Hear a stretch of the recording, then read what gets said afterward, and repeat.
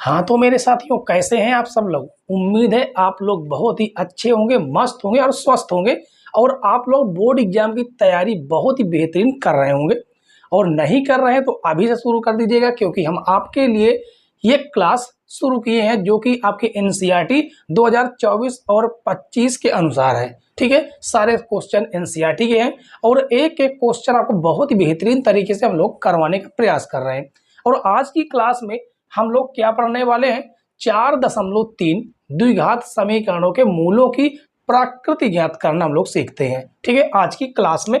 और यहाँ पर देखिए, प्रश्न सबसे पहले देखते हैं प्रश्न में क्या किया गया। निम्न द्विघात समीकरणों के मूलों की प्रकृति ज्ञात कीजिए, यदि मूलों का अस्तित्व हो तो उन्हें ज्ञात करना। तो सबसे पहली बात यह है कि हम कैसे डिसाइड करें कि मूलों की प्रकृति क्या है और मूलों का अस्तित्व है या नहीं है। तो आपने एक फार्मूला पढ़ा था, कौन सा फार्मूला था? श्रीधराचार्य का, श्रीधराचार्य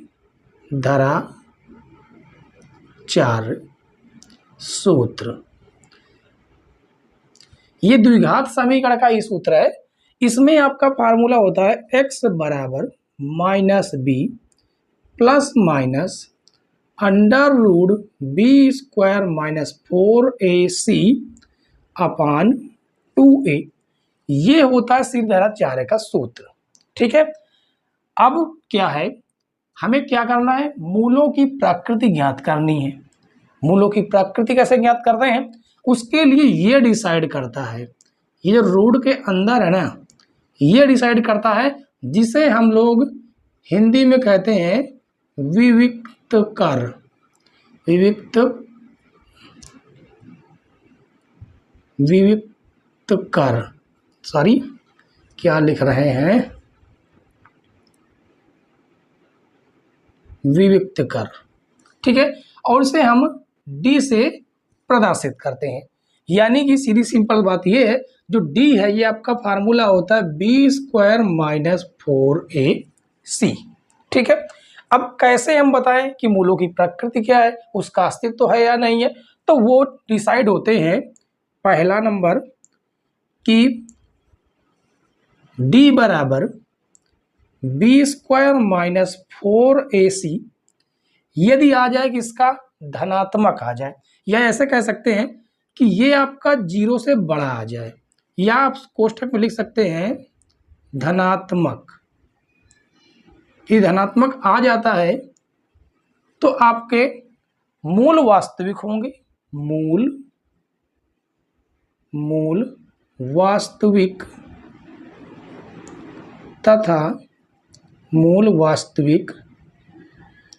तथा अलग अलग प्राप्त होंगे, अलग अलग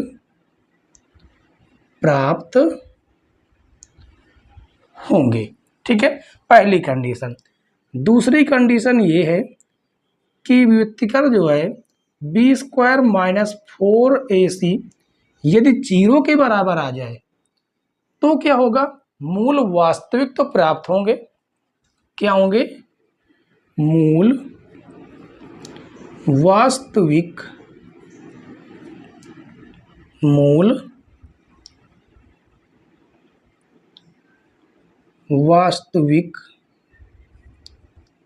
तथा समान प्राप्त होंगे।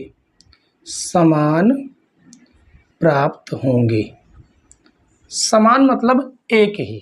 ठीक, और तीसरी कंडीशन ये है कि यदि डी बराबर बी स्क्वायर माइनस 4ac 0 से छोटा आ गया, 0 से छोटा मतलब ऋणात्मक दिया गया, तो मूल काल्पनिक प्राप्त होंगे। मूल काल्पनिक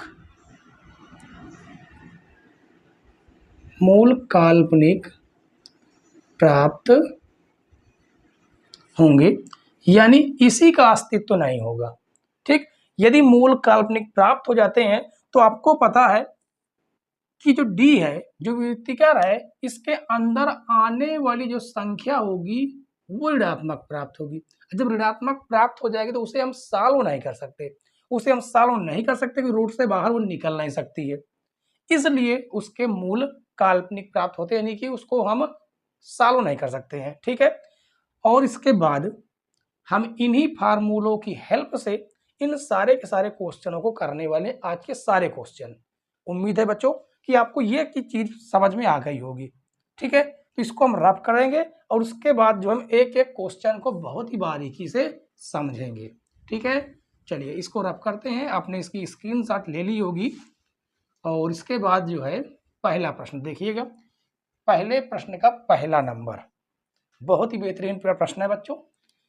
देखिए यहां पर सबसे पहले द्विघात समीकरण का हम व्यापक समीकरण बता देते हैं। यदि आपने कल की क्लास नहीं देखी है तो इसके पहले की सारी क्लासें हमने यूट्यूब पर डाल चुके हैं, उसकी प्लेलिस्ट की लिंक डिस्क्रिप्शन में पड़ी हुई है, आप जाकर वहां से देख सकते हैं। ठीक है, तो चलिए द्विघात समीकरण का व्यापक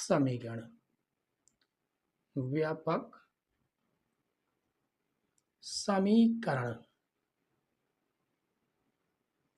वो क्या होता है? वो होता है ax square plus bx plus c बराबर 0। ठीक है, अब यहां से इसी फार्मूले की हेल्प से हम इस पहले नंबर क्वेश्चन को सॉल्व कर रहे हैं, जिससे a की वैल्यू हम निकाल लेते हैं। तो देखिए a बराबर तुलना कराइए, a की जगह पर क्या रखा गया है 2, b बराबर देखिए x की जगह x है, b की जगह पर माइनस का 3 है और c की बराबर आप देख सकते हैं 5 है। तो हमें क्या निकालना है? d। सबसे पहले d निकालते हैं, जो कि फार्मूला है बी स्क्वायर माइनस 4ac। तो d बराबर b की वैल्यू -3 का स्क्वायर माइनस 4, a की वैल्यू 2 है और c की वैल्यू 5 है। तो यहाँ से आएगा d बराबर 3 का स्क्वायर 9, 4 दूनी 8, 8 पंच 40। तो d बराबर यहां से निकल के आया -31, जो कि 0 से क्या है? छोटा है। अब बताइए कि मूलों की प्रकृति क्या है? तो यहां से तीसरा पॉइंट, तीसरा नंबर है आपका मूल वास्तविक, मूल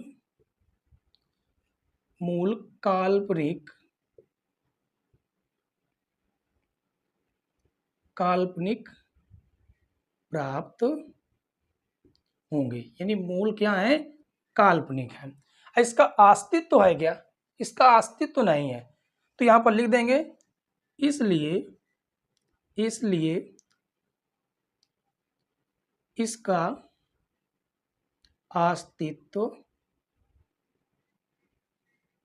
अस्तित्व नहीं है। ये रहा बच्चों आपका पहला सॉल्व प्रश्न। ठीक है, चलिए अब दूसरा प्रश्न सॉल्व करते हैं। तो देखिए दूसरे नंबर में हम यहीं से इसकी हेल्प से ABC के मान निकाल लेंगे।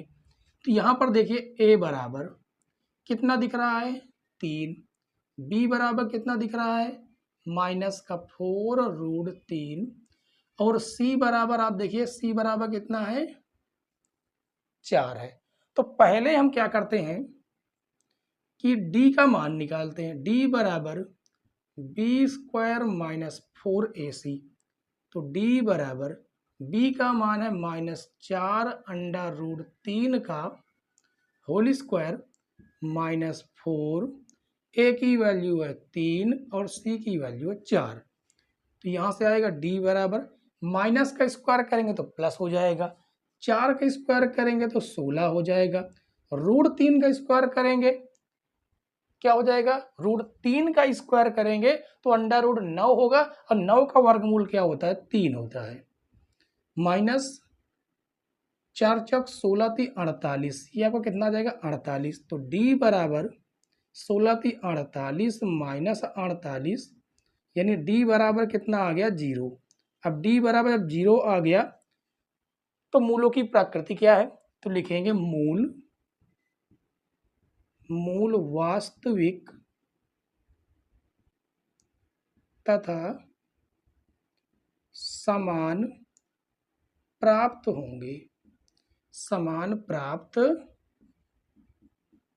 होंगे। ठीक है, अब इसी में हम लगा देते हैं सीधी धारा 4 का सूत्र। तो सीधी धारा 4 के सूत्र से लिखेंगे सीधी धारा 4 सूत्र से x बराबर -b plus minus √b² minus 4ac upon 2a। ठीक है, 4ac। तो ये हो जाएगा x बराबर माइनस b की वैल्यू देखिए कितनी है, b की वैल्यू है -4√3 प्लस माइनस आप देख सकते हैं b² माइनस 4ac की वैल्यू क्या निकल के आई है 0 और बटे में 2, a की वैल्यू है 3। तो x बराबर माइनस माइनस हो जाएगा प्लस और ये हो जाएगा 4√3 बटे में 3 दूनी 6, या ऐसा लिख सकते हैं 2 गुणे 3, काटेंगे 2 एक अन्नम 2, 2 दूनी 4, ये √3 से कटेगा तो यहाँ पर √3 आपका बच जाएगा, यानी x बराबर आएगा 2/√3 और दूसरा भी जो आपका मूल होगा वो भी कितना आएगा 2√3। अब यहाँ पर आप बच्चे सोच रहे होंगे कि √3 कैसे आया, तो आइए समझते हैं। देखिए ऊपर आपका √3 है, नीचे मात्र 3 है, इस 3 को हम √3 मल्टीप्लाई √3 लिख सकते हैं, कहेंगे बिल्कुल। तो √3 से √3 कट गया, नीचे एक √3 बच गया। ठीक है, तो इस प्रकार से बच्चों आपका ये प्रश्न नंबर पहला और प्रश्न नंबर दूसरा सॉल्व होता है। अब बचता आपका तीसरा प्रश्न, तो इसको आप लोग नोट कीजिएगा, स्क्रीनशॉट लीजिएगा, जो भी करना वो कीजिएगा। अब इसको हम करने वाले हैं रफ। ठीक है, इसको अब रफ कर देते हैं और ये थोड़ा हमारे काम का है इसलिए रफ नहीं करेंगे। तो उम्मीद है बच्चों की प्रश्न आपको पूरी तरह समझ में आ गए होंगे। समझ में आए हो तो वीडियो को एक बार लाइक कीजिए। ठीक है, और चैनल पर नए हो तो सब्सक्राइब जरूर कर लीजिएगा। चले, तो हम पहला दूसरा तो सॉल्व कर चुके हैं, तो इनको रफ कर देते हैं, इनको मेट देते हैं। अब ये हमारे किसी काम के नहीं हैं। ठीक है, तो जो आपका प्रश्न बचा है तीसरा नंबर, उससे हम ABC का मान निकालते हैं। तो a बराबर आप देख सकते हैं 2 है। ये आपका कौन सा प्रश्न सॉल्व कर रहे हैं, सॉल्व नंबर तीसरा प्रश्न है। और b बराबर है -6, c बराबर है 3। तो सबसे पहले हम d निकालेंगे जो कि होगा b² माइनस 4ac। तो d बराबर b की वैल्यू है -6 का स्क्वायर, 4a की वैल्यू है 2, c की वैल्यू है 3। तो d बराबर -6 का स्क्वायर 36 और उसके बाद 4 दूनी 8, 8 त्रिक 24, घटाएंगे 6 में से 4 जाएगा तो 2, 3 में से 2 जाएगा तो 1, यानी कि ये आपका 0 से क्या है बड़ा है। इसलिए मूल वास्तविक तथा अलग अलग प्राप्त होंगे। ठीक है, तो चलिए अब इसको जो है हम सीधी धारा 4 के सूत्र से ही इसको कर देते हैं रफ। ठीक, ये क्वेश्चन हाँ ये क्वेश्चन आपका क्या था, क्वेश्चन था 2x² माइनस का 6x प्लस 3 बराबर 0, ये क्वेश्चन था। ठीक है, तो चलिए लिखेंगे सीधी धारा 4 से, सीधी धारा 4 से x बराबर -b plus minus √b² minus 4ac upon 2a। तो ये हो जाएगा x बराबर -b की वैल्यू -6 है प्लस माइनस √6 का इसका, अच्छा ये हम पहले ही निकाल चुके हैं। कितना आया है ये, देखिए ये पूरा का पूरा कितना आया 12 आया है। कितना आया है 12। अब बटे में आपका 2 जिसमें a की वैल्यू है 2, ये माइनस माइनस आपका प्लस हो जाएगा, यानी x बराबर बचेगा 6 प्लस माइनस इस 12 को लिख सकते हैं 4 गुणे 3। बटे में आपका आ जाएगा 4, तो हो जाएगा x बराबर 6 प्लस माइनस 4 का वर्गमूल होता है 2 √3/4। तो यहाँ से आपका 2 कामन दिख रहा है, तो 2 हमने कामन किया, 2×3 6 प्लस माइनस √3, अब बटे में आपका 4, तो 2 से 2 दूनी 4 कट जाएगा, तो यहाँ से x बराबर आएगा 3 प्लस माइनस 3/2, ये प्लस और माइनस के साथ आया है। ठीक है, तो यहाँ से आपके x के 2 मान निकलते हैं, लिखेंगे प्लस चिन्ह के साथ, प्लस चिन्ह लेने पर यदि प्लस चिन्ह लेते हैं तो x बराबर आपका आएगा 3 प्लस √3/2, माइनस चिन्ह लेने पर, माइनस चिन्ह लेने पर यदि माइनस चिन्ह लेते हैं तो हो जाएगा x बराबर 3 माइनस √3/2। ये 2 आपके क्या हैं, आंसर है। क्योंकि यहाँ पर देखिए कहा गया मूल वास्तविक तथा अलग अलग प्राप्त होंगे, तो मूल वास्तविक भी है और अलग अलग भी प्राप्त हैं बच्चों।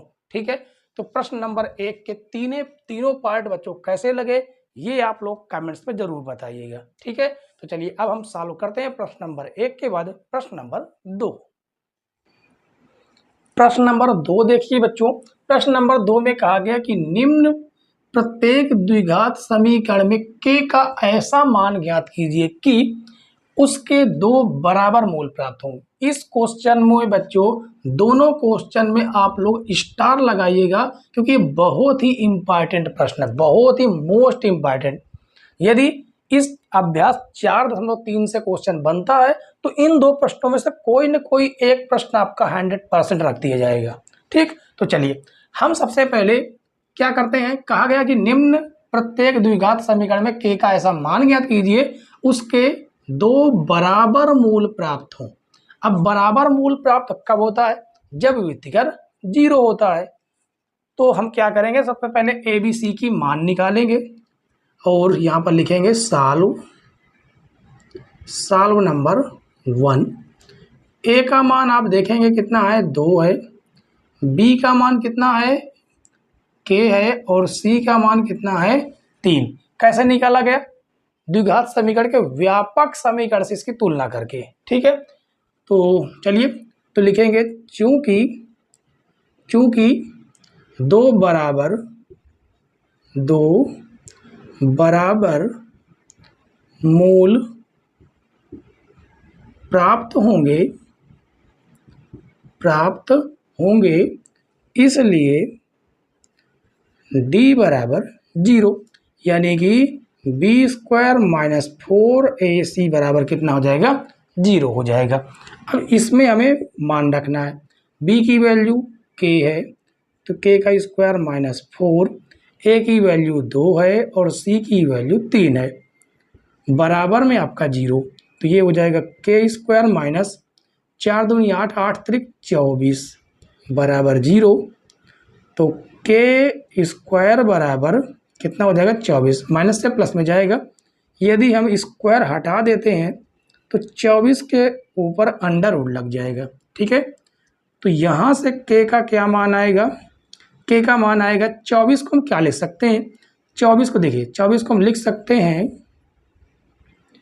4 गुणे, और इसका गुणनखंड कर लेते हैं 24 को, इस प्रकार से गुणनखंड कर सकते हैं, 2 एकन्नम 2, 2 दूनी 4, 2 छंग 12 और 2 तिहाई 6, 3 एकन्नम 3, जोड़े में से तो एक बाहर निकल आएगा, तो इसको हम लिख सकते हैं 3 एकन्नम 3, तो 4 गुणे 6, 6 चौको 24, अब 4 में से आपका 2 निकलेगा, वो भी किसका, प्लस और माइनस के साथ, तो अंडर रूट 6, यानी ये हो जाएगा आपका आंसर। के की वैल्यू ये है। ठीक है, चलिए तो इसमें कहीं पर कोई समस्या हुई क्या, इस पर तो कोई दिक्कत नहीं हुई होगी। ऐसा ही क्वेश्चन आपका दूसरा नंबर है, तो यहाँ पर एक डालते हैं लाइन और इसको थोड़ा हमें सॉल्व करना होगा। यहाँ पर लिखेंगे सॉल्व नंबर 2। क्या करने वाले हैं, के एक्स का अंदर गुणा कराएंगे कोष्टक के अंदर, तो ये हो जाएगा के एक्स स्क्वायर माइनस ये गुणा हो जाएगा 2k x प्लस 6 बराबर 0। तो यहाँ से हमें a का मान निकालना है। a का मान आपका k है, b का मान माइनस का 2k है और c का मान कितना है 6 है। तो लिखेंगे चूंकि दो बराबर मूल प्राप्त होंगे, दो बराबर मूल प्राप्त होंगे इसलिए d बराबर 0। तो b स्क्वायर माइनस 4ac बराबर 0। अब b का मान कितना देखिए माइनस टू के का होल स्क्वायर 4, a की वैल्यू है k और c की वैल्यू है 6 बराबर 0। तो माइनस का स्क्वायर करेंगे प्लस हो जाएगा, 2 का स्क्वायर करेंगे तो 4 आएगा और k स्क्वायर माइनस 6 चौको 24 k बराबर में 0। अब ये आपका ऋण से धन में चला जाएगा तो ये हो जाएगा 4k। अच्छा यहाँ पर हम कॉमन भी कर सकते हैं, 4k चलिए मान लीजिए कॉमन है तो यहाँ पर आपका बच जाएगा k माइनस 4 छंग 24 बराबर 0। अब ये दोनों 0 के बराबर हैं। यदि 4k बराबर 0 तो k बराबर कितना आ जाएगा 0 आ जाएगा। इसके बाद यदि हम दिखाते हैं यदि k माइनस 6 बराबर 0 तो k बराबर कितना आएगा 6। जबकि यहाँ पर कहा गया है दो बराबर मूल प्राप्त होंगे तो 0 आपका अमान्य होगा, 0 आपका क्या हो जाएगा अमान्य, ये मान्य नहीं होगा। ठीक है, यानी कि ये आपका मान्य नहीं होगा, ये है आपके दो मूल प्राप्त होंगे। ठीक है बच्चों, तो बताइए इस प्रश्न नंबर 2 में दोनों पार्ट आपको बेहतरीन तरीके से समझ में आ गए होंगे। ठीक है, तो चलिए प्रश्न नंबर 2 फाइनल हमने सॉल्व कर लिया है। अब प्रश्न नंबर 2 के बाद अब हम सॉल्व करेंगे प्रश्न नंबर 3। प्रश्न नंबर 3 देखिए बच्चों, प्रश्न नंबर 3 में कहा गया कि क्या एक ऐसी आम की बगिया बनाना संभव है जिसकी लंबाई चौड़ाई से दुगनी हो और उसका क्षेत्रफल 800 मीटर स्क्वायर हो। यदि है तो उसकी लंबाई और चौड़ाई ज्ञात कीजिए। तो चलिए हम लोग सबसे पहले शुरू करते हैं इसके चित्र से, थोड़ा चित्र बना लेते हैं। कहा गया क्या ऐसी आम की बगिया बनाना संभव है जिसकी जो लंबाई है वो चौड़ाई से दुगनी है। तो मान लेते हैं कि इस प्रकार की एक आम की बगिया होगी, लंबाई यदि x मानते हैं, सॉरी चौड़ाई, तो उसने कहा जो लंबाई है वो चौड़ाई से दुगनी हो, ये कहा गया है। ठीक है, और इसका क्षेत्रफल दिया है कितना 800 मीटर स्क्वायर। तो लिखेंगे बगिया का क्षेत्रफल, बगिया का क्षेत्रफल जो दिया है वो है 800 मीटर स्क्वायर और हमने माना क्या है, माना बाग की चौड़ाई कितनी मानी गई है x मीटर, ये सब मीटर में है। ठीक है, ये सब काय में है मीटर में। तो अतः बाग की लंबाई क्या हो जाएगी 2x हो जाएगी। अब लिखेंगे देखिए ये लंबाई है ये चौड़ाई है तो ये एक प्रकार कैसा बना, ये आयत बन गया। तो लिखेंगे आयताकार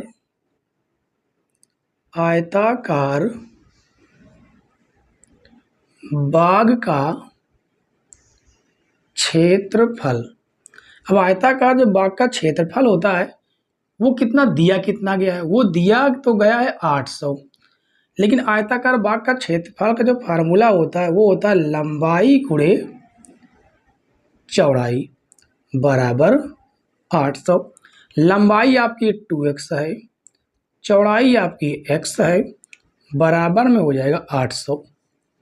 काटेंगे 2 × 2 2 चौको 8 00 x का गुणा x के साथ हो जाएगा x स्क्वायर बराबर 400, स्क्वायर हटाएंगे तो अंडर रूट लग जाएगा बराबर में, और यहाँ से आएगा x बराबर प्लस माइनस के साथ 20। अब इसमें जो है हम माइनस वाला तो मानेंगे नहीं, क्यों? क्योंकि कभी भी भुजा माइनस में नहीं होती, लंबाई हो चौड़ाई हो कभी भी माइनस में नहीं होती है। तो लिखेंगे यहाँ पर x बराबर 20 लेने पर, ठीक है। तो अब हमें क्या करना है, यहाँ पर ये बताइए क्या ऐसा बाग बनाना संभव है कि नहीं है? तो आप कहेंगे बिल्कुल संभव है, क्योंकि यहाँ पर x की साफ सुथरी वैल्यू निकल रही है, ठीक है। तो यहाँ पर लिखेंगे हाँ बाग बनाना संभव है, ठीक है। तो x बराबर 20 लेने पर बाग की चौड़ाई क्या मानी गई थी? x, जो कि कितनी आई है? 20 मीटर। बाग की लंबाई 2 गुणे कितनी थी? 2x थी, x की वैल्यू है 20, तो ये हो जाएगा 20 दूनी 40 मीटर। ये रही लंबाई और ये रही चौड़ाई, ठीक है बच्चों। तो बताइए प्रश्न नंबर 3 आपको पूरी तरह से समझ में आया कि नहीं? बिल्कुल समझ में आ गया होगा, उम्मीद है हमारी ऐसी, ठीक है।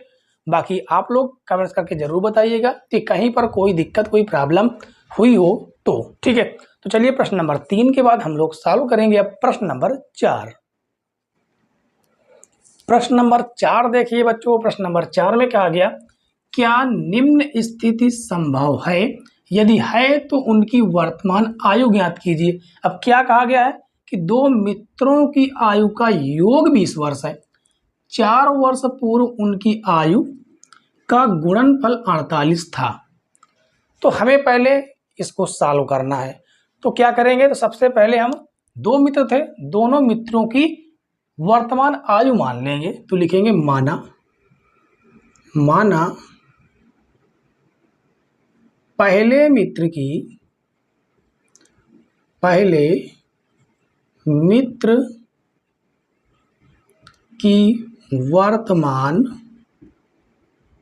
वर्तमान आयु क्या मान लेते हैं?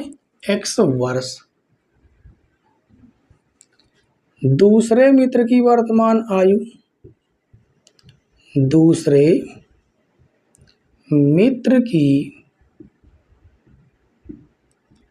वर्तमान आयु हो जाएगी y वर्ष। अब लिखेंगे प्रथम शर्त से क्या है? प्रथम शर्त कि उन दोनों की आयु का योग 20 वर्ष है, यानी x प्लस वाई बराबर कितना? 20 वर्ष, ठीक है। हम यहां से एक वैल्यू निकाल लेते हैं, किसका? y का मान निकाल लेते हैं। ये आपका धन ऋण में जाएगा, यानी y बराबर आपका आ जाएगा 20 माइनस x, और इसे बना देते हैं समीकरण 1। अब लिखेंगे द्वितीय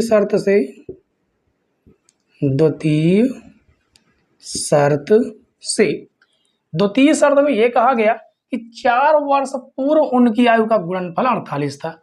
अब 4 वर्ष पूर्व की बात हो रही है, तो यदि आपसे कहा जाए कि आप इस समय 10 वर्ष के हैं, तो 4 वर्ष बाद आप कितने वर्ष के रहे होंगे? तो आप अपनी उम्र में 4 वर्ष घटा देंगे, जिससे आपका 6 वर्ष निकल आएगा। तो इनकी भी उम्र 4 वर्ष कम हो जाएगी, यानी कि पहले मित्र की जो आयु होगी वो हो जाएगी x माइनस 4, दूसरे मित्र की आयु हो जाएगी y माइनस 4। कहा गया 4 वर्ष पूर्व उनकी आयु का गुणनफल कितना था? 48 था, ये कहा गया है। अब इसको ही हम समीकरण 2 बना देते हैं, और यहां से y का मान उठाएंगे समीकरण 2 में रख देंगे। तो लिखेंगे समीकरण 1 से y का मान समीकरण 2 में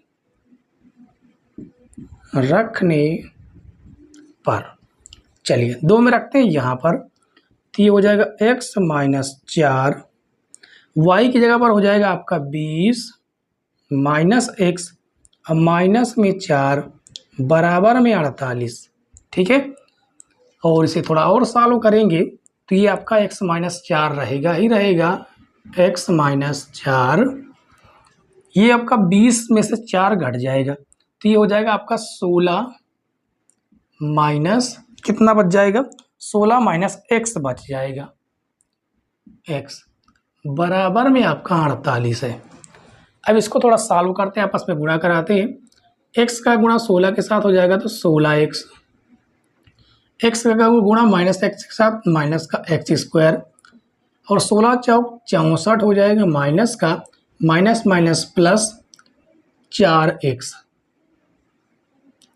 बराबर में 48। अब यहाँ से आप देखिएगा ये माइनस का आपका x², ये प्लस का 16 है, ये प्लस का 4 है, तो 16 4 कितना हो जाएगा 20x माइनस 64, ये आपका धन श्रेणी में आएगा 48 बराबर 0, ठीक है।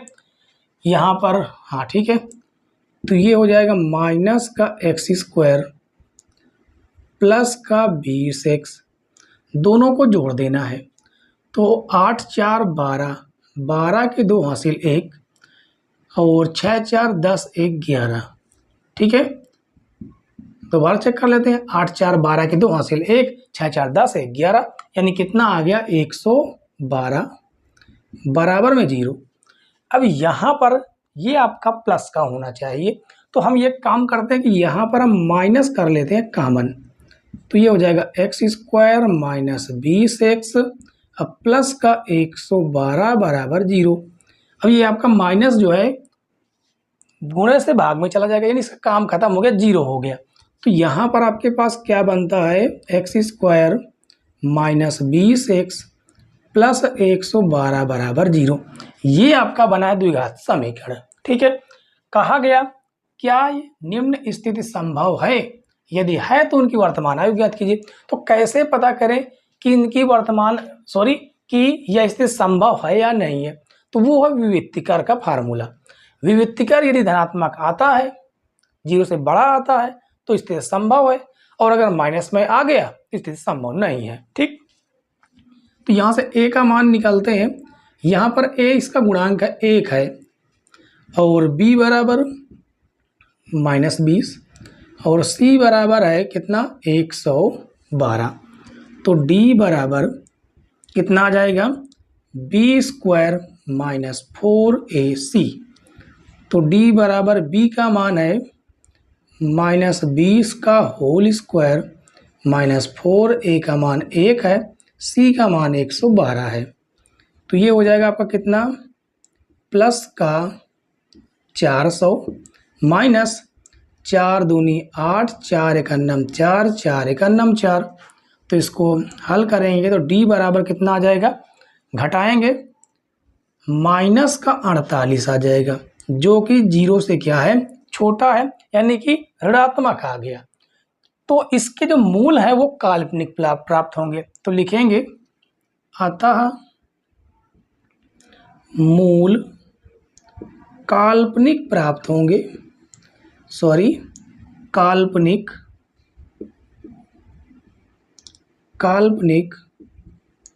प्राप्त होंगे। और इसके आगे लिख देते हैं इसलिए यह स्थिति संभव नहीं है, यह स्थिति संभव नहीं है बच्चों, ठीक है। यदि विविक्तिकार आपका धनात्मक आता तो स्थिति आपकी संभव हो जाती, ठीक है। तो प्रश्न नंबर 4 तक फाइनल हमने सॉल्व कर लिया है। यदि यहाँ तक आपने क्लास देखी, इसका मतलब है कि आपको क्लास पसंद आई है। अब पसंद आई है तो फिर कंजूसी मत कीजिएगा लाइक करने में, और अपने यार दोस्तों को शेयर जरूर कीजिएगा, ठीक है। तो चलिए आज की क्लास का लास्ट क्वेश्चन देखते हैं बच्चों, जो कि है आपका क्वेश्चन नंबर 5। प्रश्न नंबर 5 देखिए बच्चों, प्रश्न नंबर 5 में कहा गया कि क्या परिमाप 80 मीटर तथा क्षेत्रफल 400 मीटर स्क्वायर के एक पार्क को बनाना संभव है? यदि है तो लंबाई और चौड़ाई ज्ञात कीजिए। तो हम मान लेते हैं कि इसकी लंबाई और चौड़ाई क्या है। देखिए हमें ये तो पता नहीं कि ये आयताकार है या वर्गाकार है, ठीक है। तो हमने इसकी थोड़ी लंबाई बढ़ा दी है। लंबाई हम मान लेते हैं x मीटर है। लंबाई हमने क्या माना है? x metre. और चौड़ाई मान लेते हैं y मीटर, ठीक है। तो यहाँ पर हम लिखेंगे भी इसको कि माना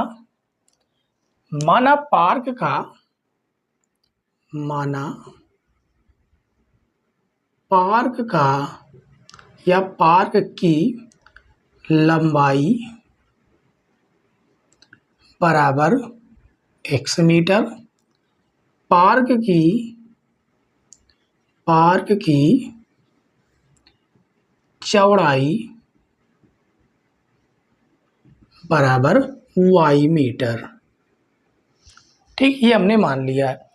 अब यहाँ पर हमें एक चीज दिया गया है, परिमाप। तो लिखेंगे पार्क का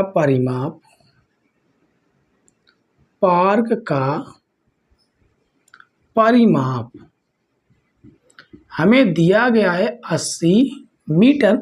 और पार्क के परिमाप का फार्मूला होता है 2 गुणे लंबाई प्लस चौड़ाई। अच्छा, परिमाप होता क्या है आखिर, ये जानिए। परिमाप होता है इन सभी भुजाओं का योग। तो देखिए लंबाई आपकी 2 बार, चौड़ाई आपकी 2 बार, तो 2 कॉमन कर लिया जाएगा, तो 2 गुणे लंबाई धन चौड़ाई फार्मूला निकल आता है। यहाँ से 2 आपका काटेगा इसको 80 को 40 बार में। और लंबाई हमने मानी है x, चौड़ाई माना गया y बराबर 40। और इसके बाद इसको हम बना देते हैं। चलिए यहाँ से एक वैल्यू निकालते हैं y का। y बराबर 40 माइनस x, ये रहा आपका समीकरण 1। अब हमें एक चीज और दिया गया है। क्या दिया गया है? क्षेत्रफल। तो लिखेंगे पार्क का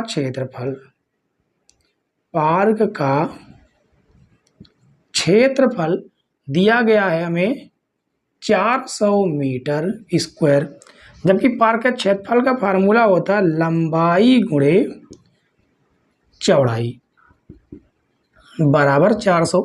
लंबाई माना गया x, चौड़ाई माना गया y बराबर 400। तो लंबाई x कितनी है? x तो x ही है। इसको समीकरण 2 यहाँ पर बना देते हैं। क्या बना देते हैं? समीकरण 2। और यहाँ से y का मान उठाकर यहाँ पर रख देंगे। तो लिखेंगे समीकरण 1 से y का मान समीकरण 2 में रखने पर, ठीक है।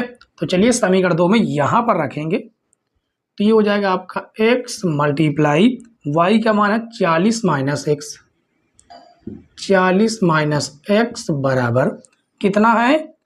कहाँ पर गया? हाँ, 400। ये रहा आपका 400।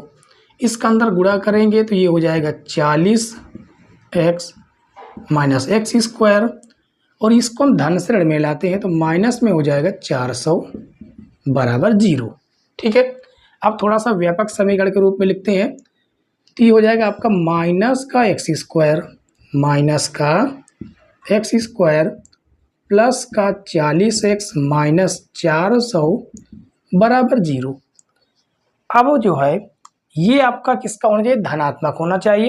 तो यहाँ पर हम माइनस कर लेंगे कॉमन, तो ये हो जाएगा एक्स स्क्वायर। सभी के चिन्ह बदल जाएंगे, प्लस का है तो माइनस हो जाएगा और माइनस है तो प्लस का हो जाएगा बराबर 0। ये माइनस आपका गुणे से भाग में चला गया, यानी काम खत्म है इसका। तो ये आपके पास क्या बच गया? आपके पास शुद्ध द्विघात समीकरण बचा है minus x square minus 40x plus 400 बराबर 0। अब हमें क्या करना है? उसने कहा है क्या परिमाप 80 मीटर, क्षेत्रफल 400 मीटर के एक पार्क को बनाना संभव है? यदि हम इसका व्युत्कीकरण निकालें, वो धनात्मक आ जाए, 0 आ जाए, तो भी वो पार्क बनाना संभव है। तो चलिए यहाँ से हम ए का मान निकाल लेते जो कि 1 है, एक्स का गुणक यहाँ पर क्या है 1 है, बी बराबर माइनस का 40 है और सी बराबर कितना है 400 है। ठीक है, तो व्युत्क्रम यानी कि डी फार्मूला लगा देंगे बी स्क्वायर माइनस 4ac, तो डी बराबर बी का मान है माइनस 40 का होल स्क्वायर माइनस 4 गुणे ए का मान 1 है, सी का मान 400, तो डी बराबर माइनस 40 का स्क्वायर करेंगे तो 4 चौको 16, 100 माइनस 4 चौको 1600, जो कि प्लस माइनस कट जाएगा तो डी बराबर हो जाएगा 0। अब डी बराबर जब 0 आ गया तो हमें क्या करना है, यहाँ पर चलिए हम लाइन 1 डालते हैं इस जगह पर। ठीक है, अब डी बराबर 0 आ गया तो इसकी प्रकृति क्या होगी, मूल वास्तविक, तो लिखेंगे डी बराबर 0, डी बराबर 0, इसलिए मूल वास्तविक तथा समान प्राप्त होंगे, समान प्राप्त होंगे। तो फिर हमें क्या करना है कि श्रीधराचार्य का फार्मूला लगा देना है, तो लिखेंगे श्रीधराचार्य से, श्रीधराचार्य सूत्र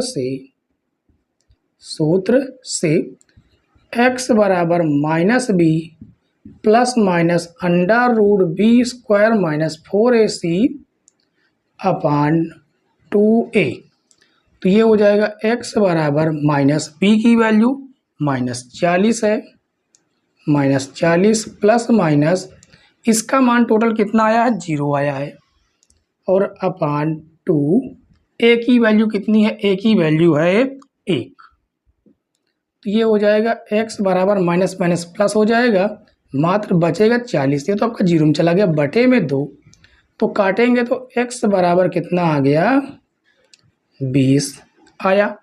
और हमने जो है पार्क की लंबाई और चौड़ाई मानी थी, तो देखिए यहाँ पर जो लंबाई है वो तो आ गई है 20। ठीक है, हम चौड़ाई भी निकाल लेंगे, तो पहले आप लोग क्या कीजिएगा, इसको थोड़ा सा नोट कीजिएगा। ठीक है, क्योंकि हमारे पास जगह की वैसे भी शॉर्टेज है, तो आप इसको नोट कीजिएगा, थोड़ा इसको हम साफ करेंगे। ठीक है, इधर का इतना पार्ट, केवल इतना। ठीक, तो आपने इसकी स्क्रीनशॉट जरूर ले ली होगी।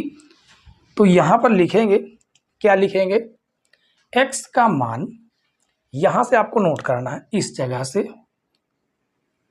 ये।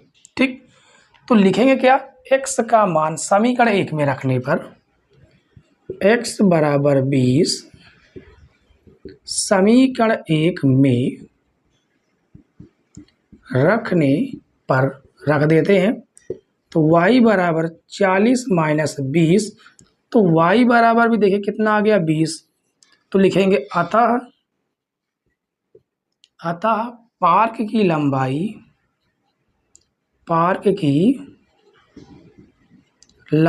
बराबर 20 मीटर, पार्क की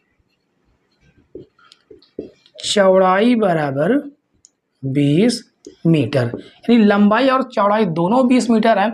इसका मतलब पार्क कैसा है, पार्क वर्गाकार है, क्योंकि वर्गाकार का मतलब होता है कि उसकी चारों भुजाएं क्या होंगी, बराबर होंगी। ठीक है, तो पार्क कैसा होगा, वर्गाकार होगा। तो उम्मीद है बच्चों की जो आज की क्लास थी वो आपको पढ़ने में आज बहुत ही मज़ा आया होगा। मज़ा आया तो इसका मतलब आप वीडियो को एक बार लाइक जरूर कीजिएगा। ठीक है, चैनल पर नए हो तो चैनल को जरूर सब्सक्राइब कीजिए, साथ में बेल आइकन भी प्रेस कर लेना, जिससे नई नई वीडियो की नोटिफिकेशन आपके पास सबसे पहले पहुंचे। तो मिलते हैं अगली क्लास में बच्चों, तब तक के लिए बाय बाय, टाटा।